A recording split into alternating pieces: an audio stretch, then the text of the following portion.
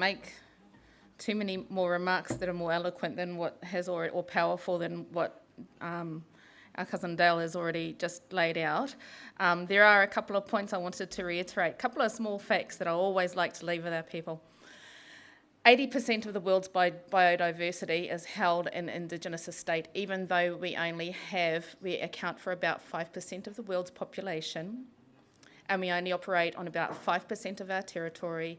80% of the world's biodiversity is held within our territories. That says something about our ability to be able to look after biodiversity.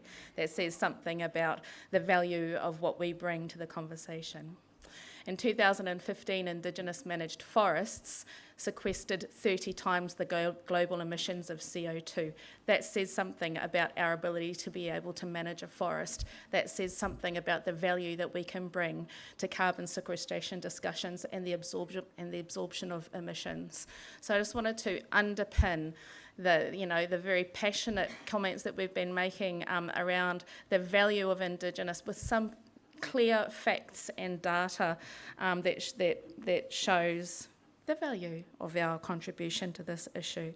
That said, I want to really just acknowledge the breadth and the depth of the conversations from all of our presenters today. Pākehā mai, Māori mai, mai Tairāwhiti, mai tata. Everybody who has come from near and far who, to contribute to today's discussion. It has been, another round of applause just for all of you, actually. Thank you. Thank you for everything that you've brought, and also specifically to Sarah as well. This actually just started off as me going, shall we have a little hui? Sarah, do you want to show us those maps to our community? And then it just kind of went whoosh. So thank you, Sarah, for the work that you've put in, and we very much look forward to that. Now, we have kind of...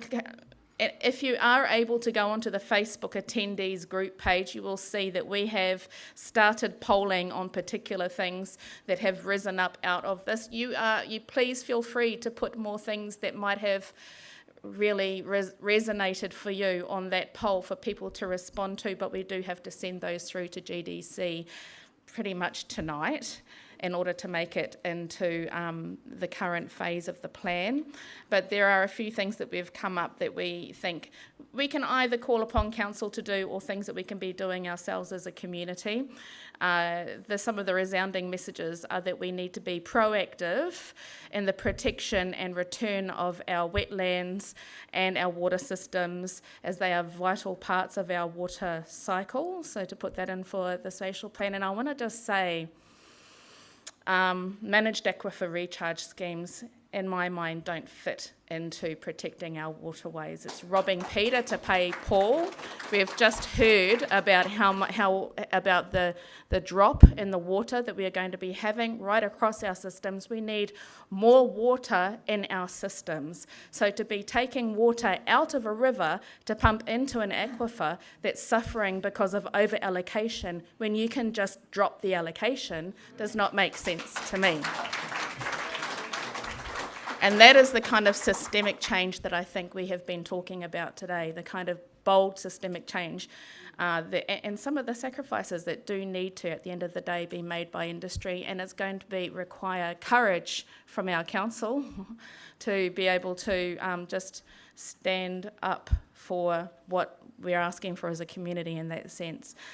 Secondly, we need to protect and increase our native forest pockets, but also our Raukumara estate for the water cycles that they will provide right across to Tairāwhiti, as well as the emissions that they will absorb.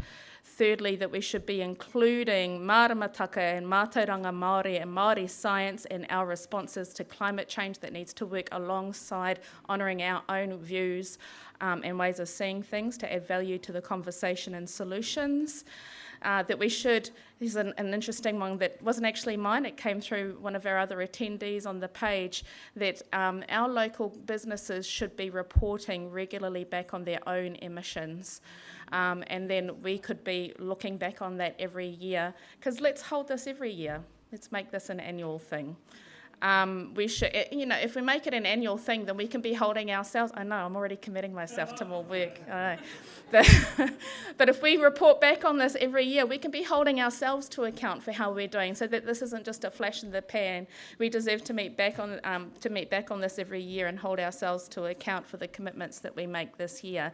So that might look like establishing a local or a regional emissions data bank that local businesses will need to commit to and report their annual emissions into, and then that can be reported back to the community every year. Yes?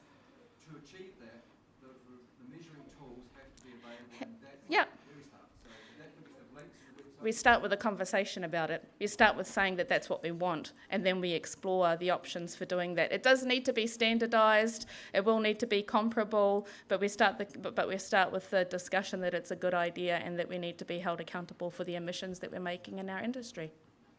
That's where we start with it.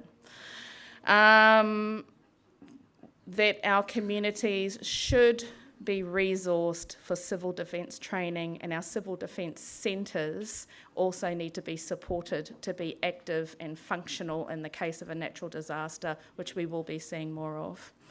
That we should also establish a Tairāwhiti climate action group that will liaise with Council, with the Council of Commerce as well, with industries and agencies to advocate for Tairāwhiti climate interests and advance the issues that are raised in this summit, and that we should also continue to meet, as I said before, regularly to hold ourselves and decision makers accountable to our climate change commitments. So those are just a few of the suggestions that have come through from the science that's been laid before us today. Please do go onto the page to vote for them, or to add more suggestions, or to engage in discussion about it. There will be comments underneath the poll that you can make, and we will be submitting some of those by the end of today. I'm not going to keep us too much longer, but just to say thank you again to everybody. Thank you again to GDC for the generous funding for us to hold this conversation. Thank you again also to Trust Tairāwhiti, and in particular to you, Harley, for the support that you've given this process along the way as well. He was the first one to go, let's fund that and make it happen and make it big. So with that in mind, a big thank you to our fantastic MCs, our rangatahi crew, and to Dale as well for keeping us ticking along, and also to our IT whiz, Nikki, as well, who has put up with me getting last minute presentations to o tira i runga i tēnā. He mihi tēnei ki a koutou katoa. Kia ora rā.